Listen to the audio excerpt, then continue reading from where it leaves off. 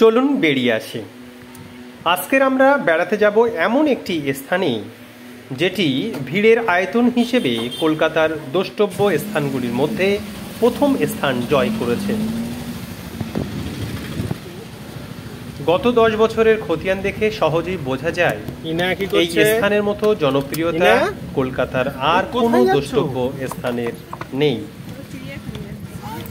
দ্বিতীয় তৃতীয় স্থানে কে থাকবে সেটা বলা খুব কঠিন হলেও প্রথম স্থানটি বছর ধরে আলিপুর চিড়িয়াখানা নিজের নামে করে রেখেছে। আমরা চললাম বারাসাত থেকে আলিপুর চিড়িয়াখানার দিকে। আজকের এই জিওগ্রাফিক অ্যানিমেল প্ল্যান্টের যুগেও একেবারে হাতের কাছ থেকে বাঘ, কুমির, জিরাফ দেখার আকর্ষণ কোনো শিশু কিশোরী এড়াতে পারে না। চলুন যাওয়ার পথেই শুনে নিই চিড়িয়াখানার সংক্ষিপ্ত ইতিহাস। হ্যাঁ,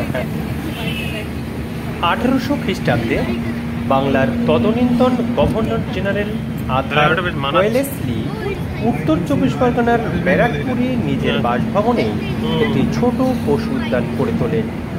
এই পশু উদ্যানের ভার দেওয়া হয় স্কটল্যান্ডের বিশিষ্ট প্রাণীতত্ত্ববিদ ফ্রান্সিস বুকানন হ্যামিল্টনকে। 1810 সালে বিখ্যাত শিকারী স্যার স্ট্যামফোর্ড র্যাফেল এই পশু উদ্যানে এসে টাপি শিকার করেন। এই ছোট চিড়িয়াখানা অথবা পশু উদ্যান সেই সময় এতটা জনপ্রিয় হয় যে লন্ডন চিড়িয়াখানাও এখান থেকে বেশ কিছু জিনিস অনুকরণ করে।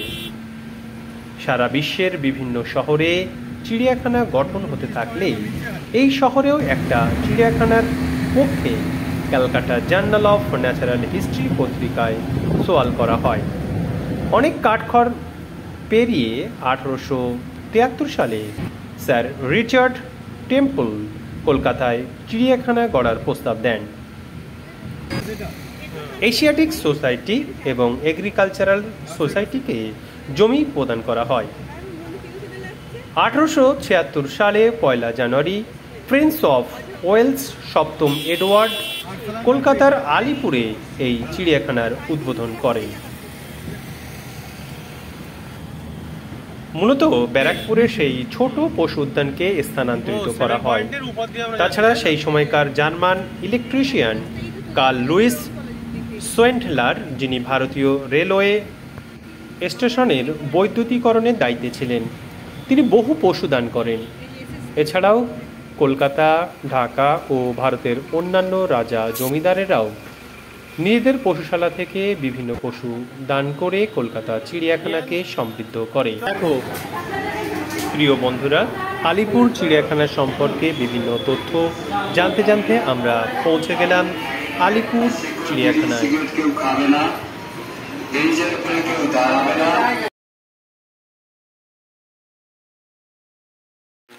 আলিপুর চিড়িয়াখানা সপ্তাহে বৃহস্পতিবার বাদে প্রতিদিন সকাল 9টা থেকে 4:30 পর্যন্ত টিকিট কাটা যায়।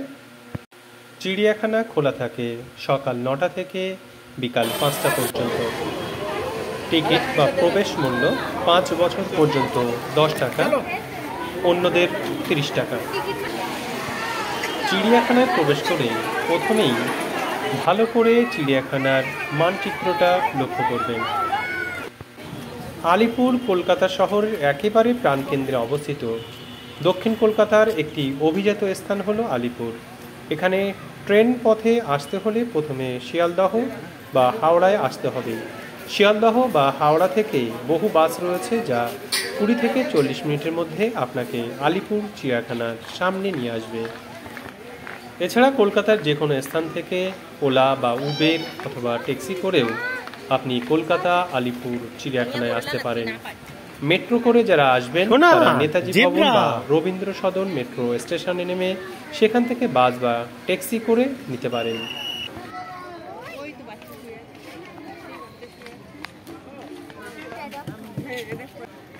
এটা হচ্ছে দেবদারু গাছ।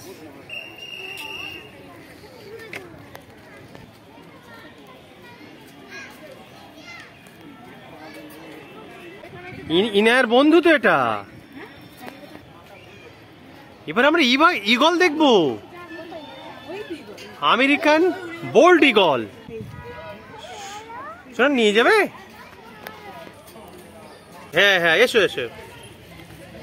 হ্যাঁ হ্যাঁ, ইহান তোমার সঙ্গে দেখা করবে, এসো। অ্যাডাপ্টেড বাই ওটা আম্মু। দেখতে পাচ্ছ? এমু बुलाओ बुलाओ बुलाओ।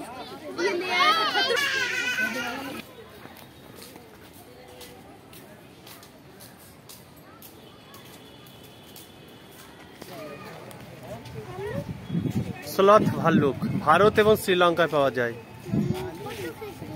যথেষ্ট খাদ্যের যোগান আছে, এমন গভীর জঙ্গলে থাকে। প্রধানত ভুট্টা, মধু, ফল, পোকামাকড় খায়। একাকী থাকে, গাছে চড়তে পারদর্শী। সাধারণত 7 থেকে 8 মাস গর্ভকালের পর 1 থেকে 3টি বাচ্চা প্রসব করে। আয়ুষ্কাল 40 বছর।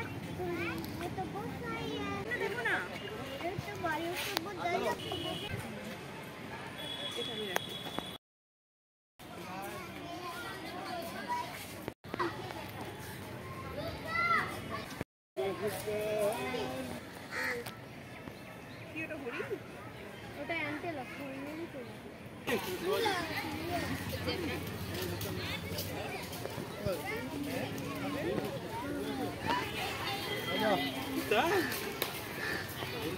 ভাল্লুক দেখেছো?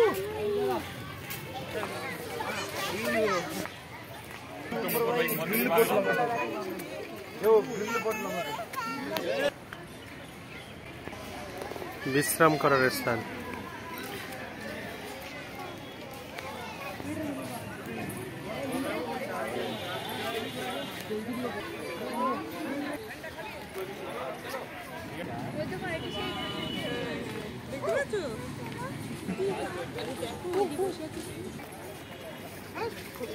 এবারে কুমির।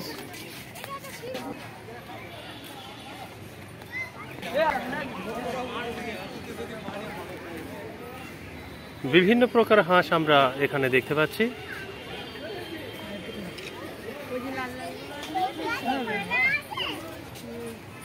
এই হাঁসেদের সঙ্গে আমাদের ইনায়া হায়াতের খুব ভালো সম্পর্ক আছে।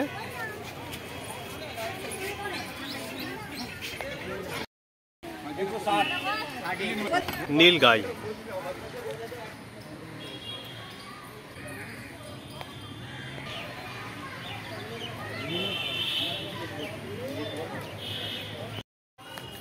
কুমিরকে আমরা দেখতে পাচ্ছি না,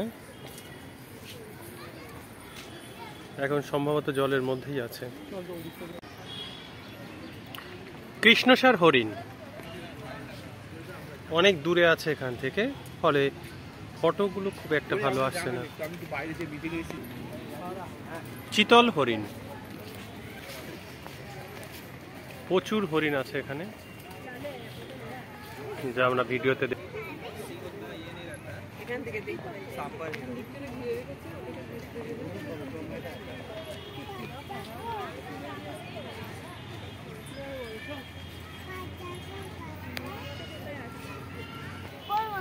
হিমালয়ের পাদদেশের জঙ্গলে ভারতবর্ষ দেখছো?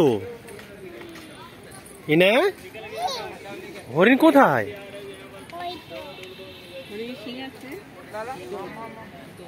হরিণের শিং থাকে, হরিণের শিং থাকে জানো? সম্বর হরিণ। শোনো, এটা কি বলো তো? কি দেখতে পাচ্ছ তুমি? সম্বর হরিণ। আরো হরিণ আছে? এসো, আমরা সম্বর হরিণ দেখেছি। বলো।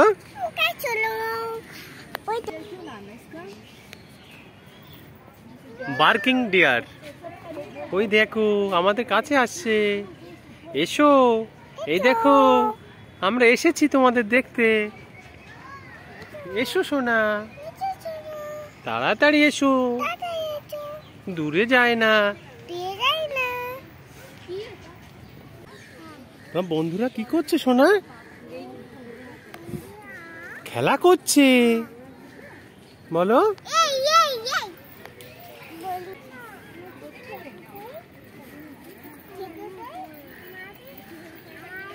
মণিপুরি নাচুনে হরিণ। এটা মণিপুরের লকটা ঘোড়াতে এদের দেখতে পাওয়া যায়। জলে ভাসমান এক ধরনের বিশেষ জঙ্গল যাকে ফুমডি বলা হয়। কোথায় ক্যাঙ্গারু আমি দেখতে পাচ্ছি না তো।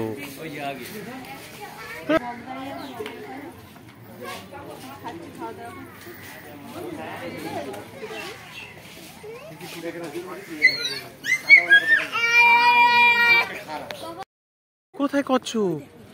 ওরে বাবা, এ তো অনেক বড় কচ্ছপ। নড়েই না, এত হাই করছিল।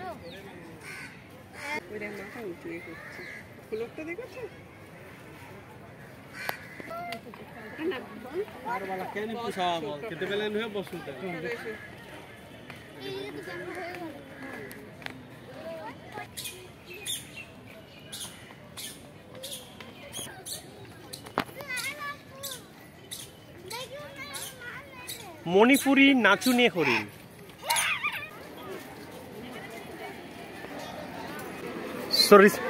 সরীসৃপ ভবনে আমরা প্রবেশ করব। ইহান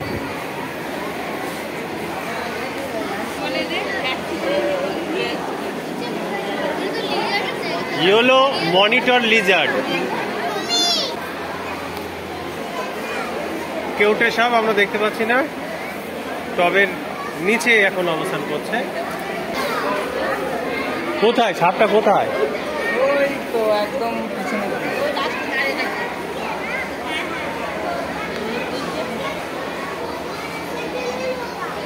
আমাদের মোবাইলে অল্প দেখতে পাচ্ছি চন্দ্রবোড়া সাপ অবস্থান করছে। চন্দ্রবোড়া Burmese Python. Burmese Python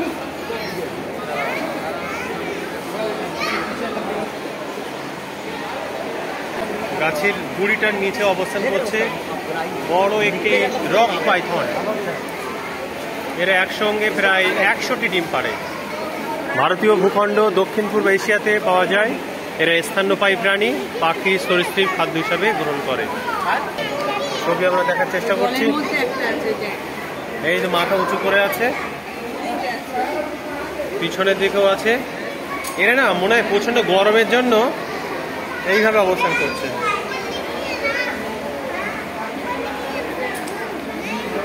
crate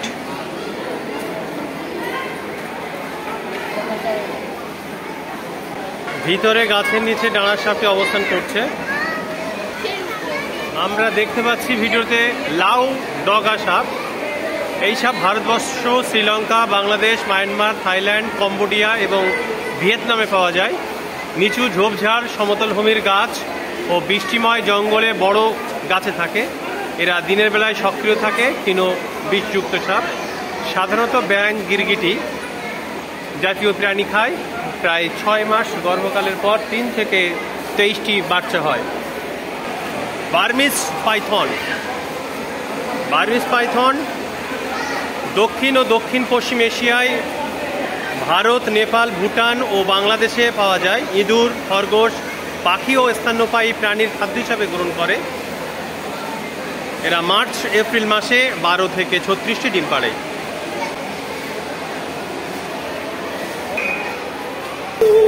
আমরা দেখতে পাচ্ছি রেটুকুলেটেড পাইথন। নিকোবর দ্বীপপুঞ্জ, Bharatvarsha, Bangladesh, Burma, Laos, Cambodia, Vietnam, মালয়েশিয়াতে পাওয়া যায়। এরা স্তন্যপায়ী প্রাণী, পাখি, মুরগি খাদ্য হিসেবে গ্রহণ করে। এরা একসঙ্গে 15 থেকে 80টি ডিম পাড়ে।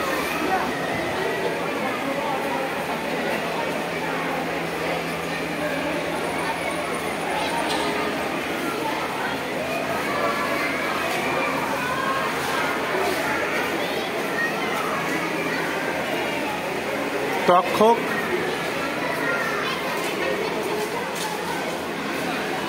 গেল না, আমাদের খোঁজ নিতে হবে যে অ্যানাকোন্ডা সাপটা এনে কোথায় রাখা হয়েছে। শেষ মুহূর্তে আমরা কুমিরটাও দেখে নিলাম।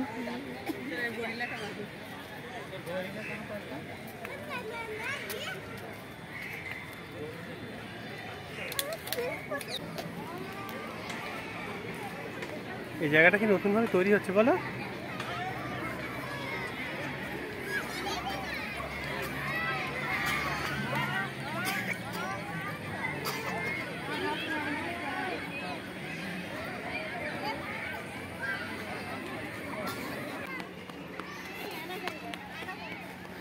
আমরা এবার দেখে নেব ইয়োলো অ্যানাকোন্ডা। ইয়োলো অ্যানাকোন্ডা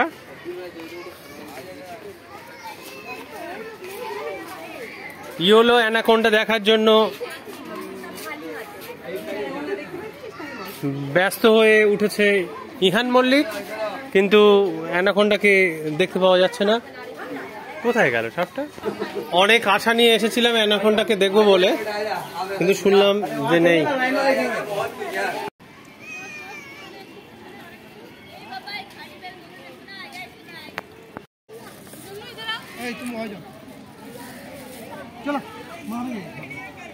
আমি ডিম খাবো। हम लोग है चिकन चाट भी है, लड़की 10 लिया।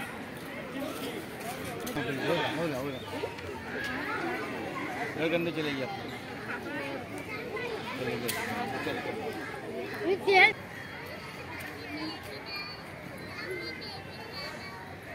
শোনা তোমার বন্ধু দেখো,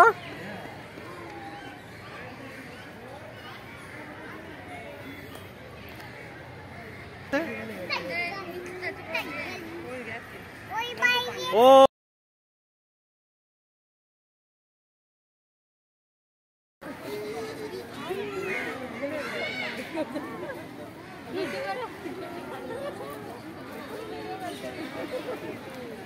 मम्मी देखो देखो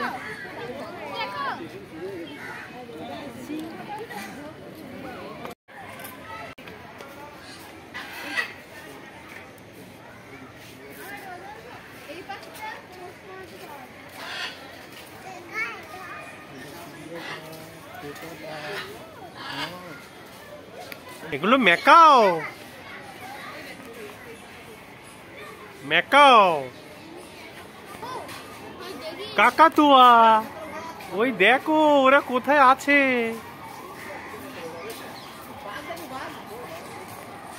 সব পাখিগুলো উপরের দিকে থাকছে। ম্যাকাও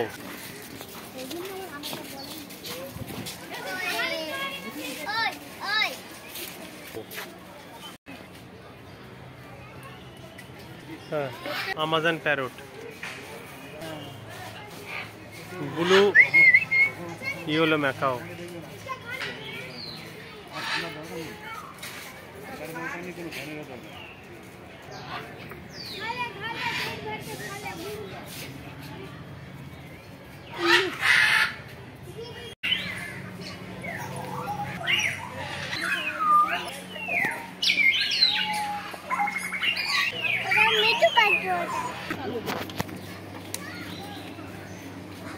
এখানে বিভিন্ন ধরনের বক আছে, সাদা কাঁচতে বক, রসি প্যালিক্যান, খুনতে বক, পেন্টেড স্টক।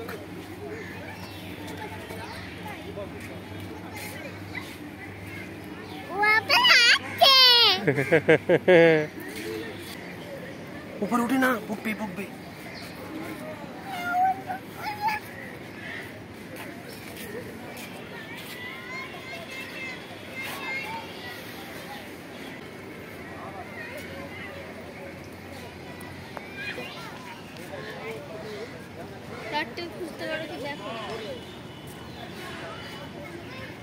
ধরো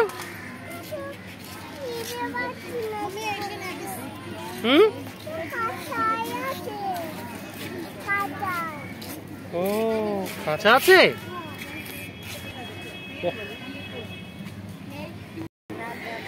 আর সাদার সঙ্গে কালো ঠোঁট, ওটা হচ্ছে খুনতে বক।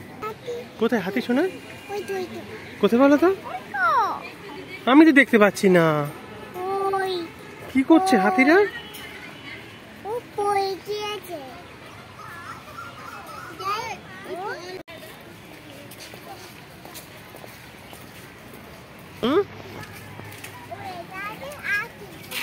কোথায় আছে বলো তো হাতিটা?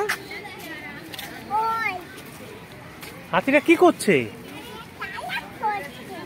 কার সাথে খেলা করছে?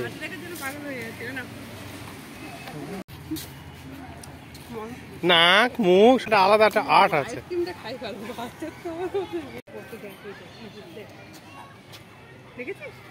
কোথায় ইঁদুর?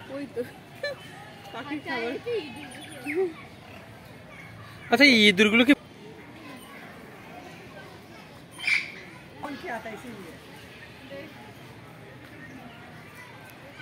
हाथी थोड़ी हाथी बच्चा है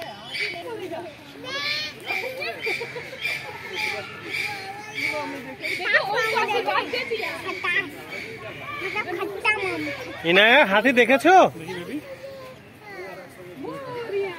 बस बस इधर जा सको, इधर घूमो इधर घूमो इधर घूमो।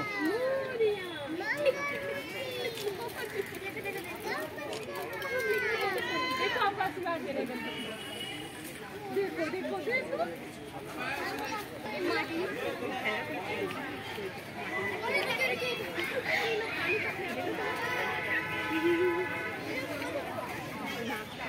সিংহ, এই যে সিংহ দেখো। दादा को स्टेशन पे दादा ऐसा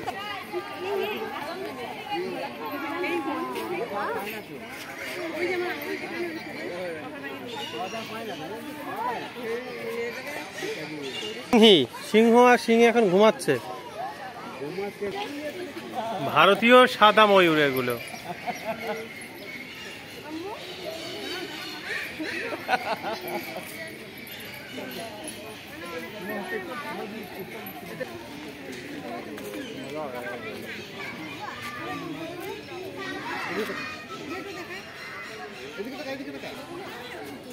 ইনায়া কি দেখছো তুমি? ও ইনায়া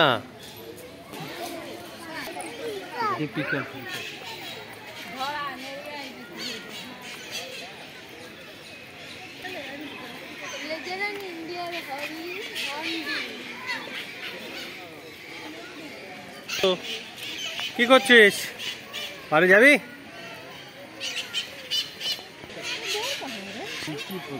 ইন্ডিয়ান হর্নবিল।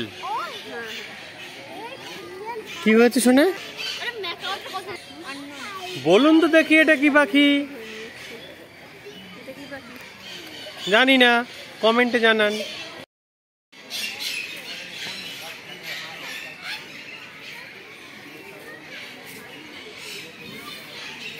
ম্যাকাও মনে হচ্ছে উপরে আছে, সিলভার ম্যাকাও। ও খাঁচা ভেঙে বেরিয়ে যেতে চাইছে।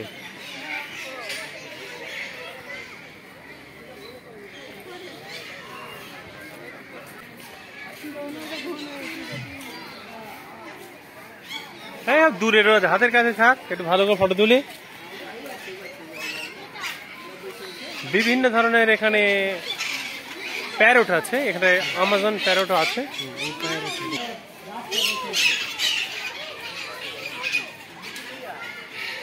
এটা ধনেশ পাখি, ধনেশ পাখি। এমু, বলো খবর ভালো?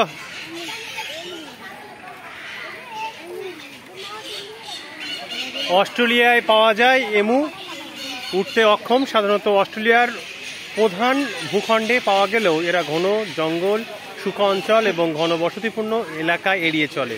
এরা কিছুক্ষণের জন্য একেবারে ঘন্টায় 50 কিলোমিটার বেগে ছুটতে পারে। এরা সাঁতার কাটতেও পারে। বিভিন্ন ধরনের উদ্ভিদ এবং পোকামাকড় খায়।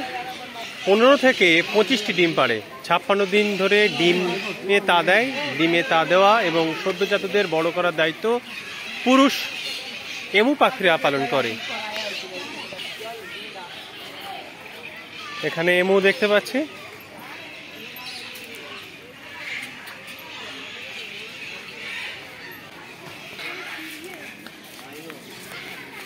হস্তিতে জলে থেকে বার হবে না, একটা ফটো তুলে নেবো। তো আসলাম জলহস্তির সঙ্গে দেখা করতে, কিন্তু সে তো জলের মধ্যেই আছে।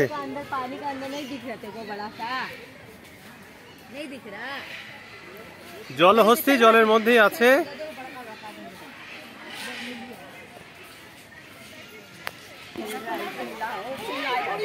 এই জল হচ্ছে মাথা তুলেছে, এই পড়ে পড়ে পড়ে। কিছুক্ষণের জন্য মাথাটা উঁচু করো, তোর মাথাটা দেখেই বাড়ি যাই।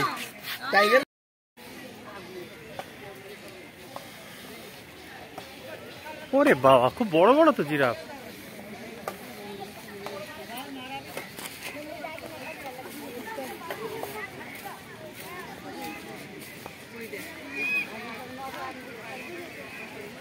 আফ্রিকার সুদান এবং সোমালিল্যান্ড থেকে দক্ষিণ আফ্রিকা এবং পশ্চিম প্রান্ত থেকে উত্তর নাইজেরিয়ায় পাওয়া যায়।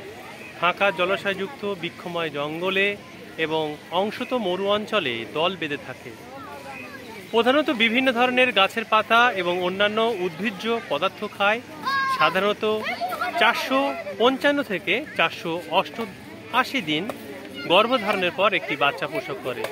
এরা প্রাকৃতিক পরিবেশে প্রায় 26 বছর ও কৃত্রিম পরিবেশে তার চেয়ে বেশি কিছুদিন বেঁচে থাকতে পারে।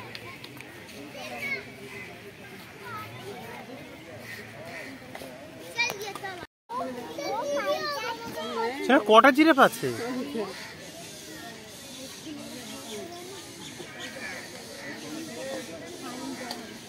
ওটা মনে হয় পাপা, ওটা পাপা, আর ওইটা মনে হয় আম্মু।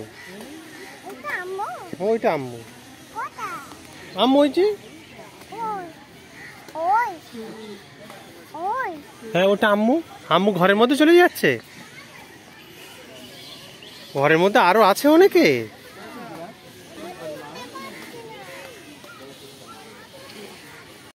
তোমার জিরাফ ওটা? সবগুলোই তোমার? হ্যাঁ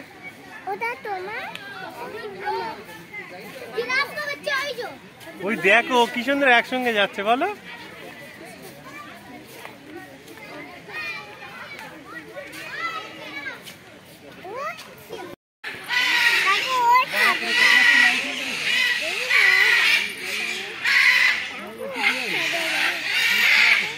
কতগুলো ম্যাকাও।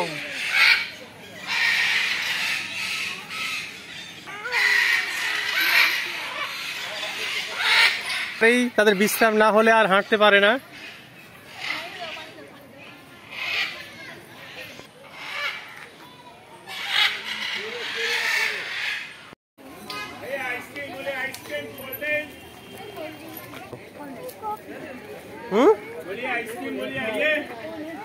কোথায় যাচ্ছ তুমি?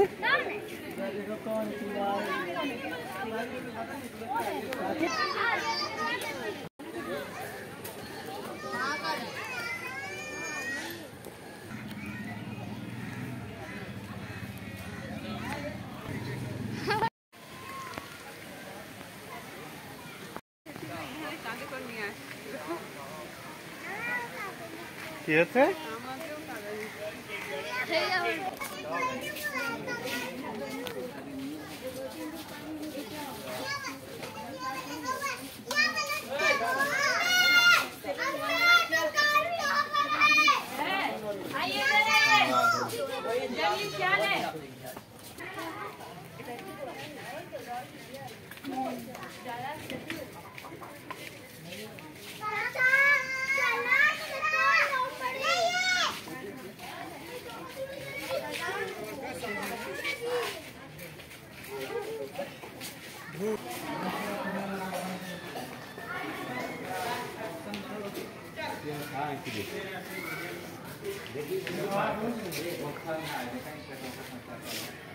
ভাবছে কাঁচটা ভাঙবে মনে হচ্ছে।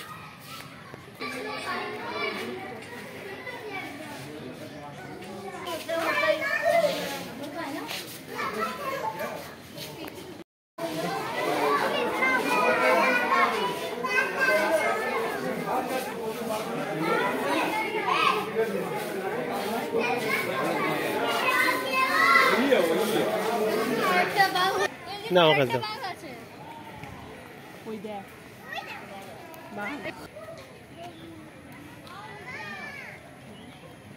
ইনায়া ওটা কি বলো তো? খাঁচার মধ্যে কি আছে?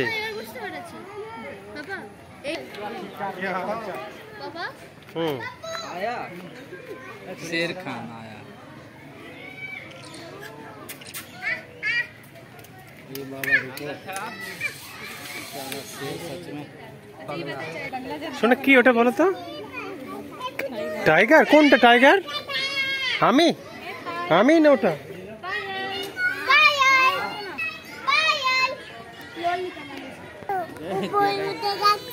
হ্যাঁ তাই তো,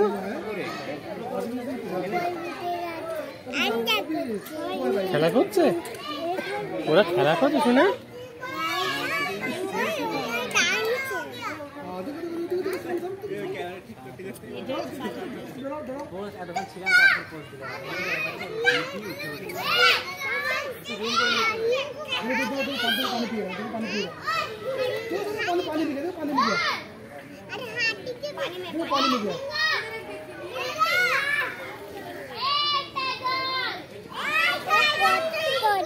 গোসল করছে, হ্যাঁ।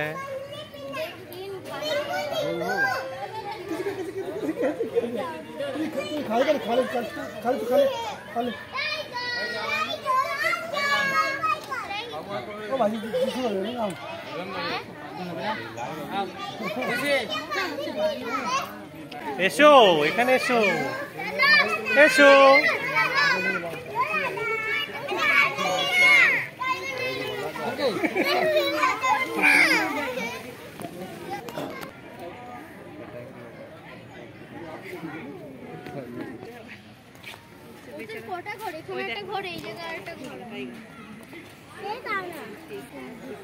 বন্ধু এদিকে আসা হোক নাকি? ও বন্ধু, পেটটা খালি আছে, এই ধারের দিকে এসো, একটু ভালো করে ফটো তুলি তোমার সঙ্গে।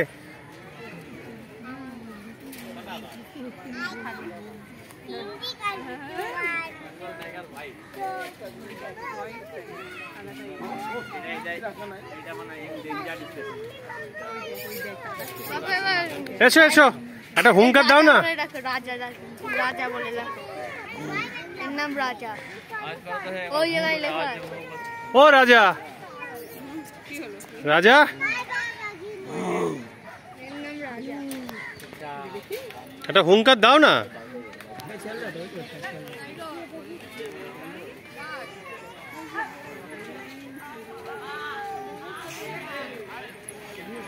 चले गए अपने गुफा में।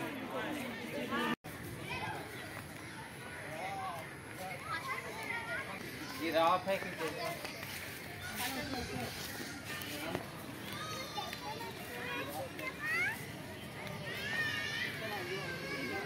এইদিকে আছে, চিতা বাঘ দেখতে, লেপার্ড।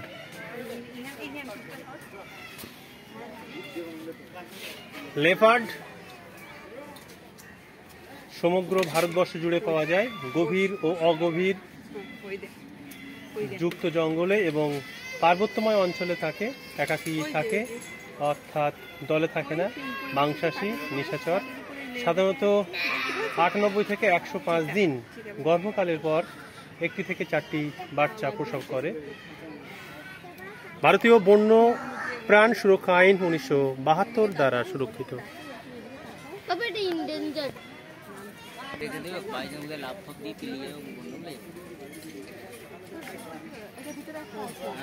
এবারে খাবার দেওয়ার সময় হয়েছে, উপরে দেখা যাচ্ছে, ওখান থেকে খাবার দেওয়ার ব্যবস্থা।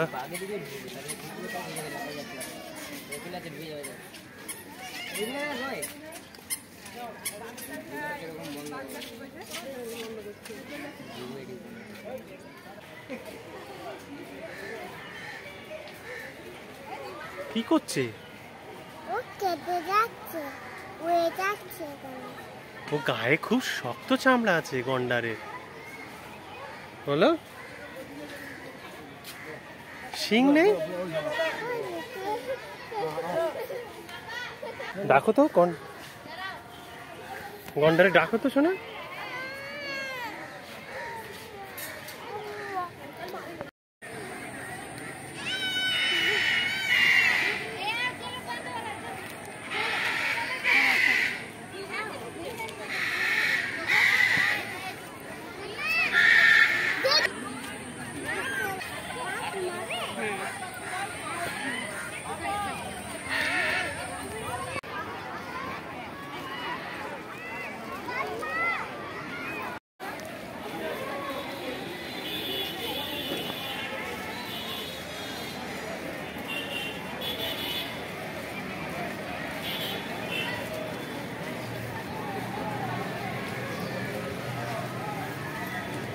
বিকাল 5টা বাজে, এবার চিড়িয়াখানা বন্ধ হয়ে যাবে, সুতরাং আমাদের ঘরে ফেরার পালা।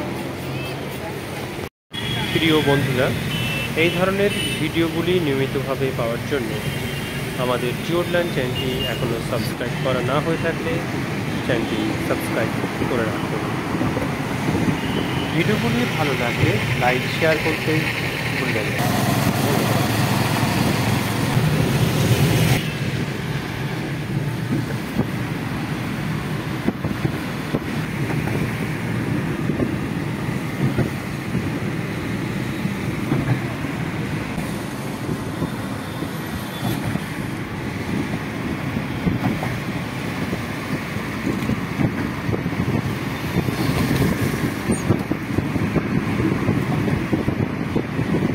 এই হোটেলটার উচ্চতা ভালোই।